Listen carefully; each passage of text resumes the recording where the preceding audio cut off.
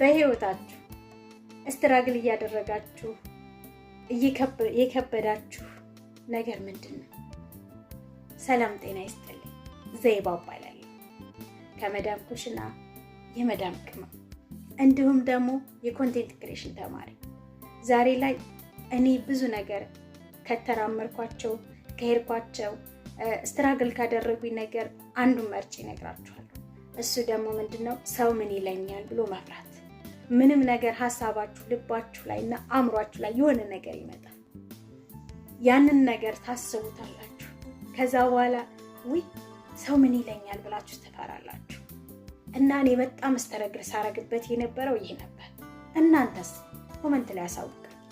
እኔ ግን እሱን ነገር ቀርፌዋለሁ። ሰው ምን ይለኛል ብዬ ላልጨነቅም ለራሴ ቃል ገብቻለሁ።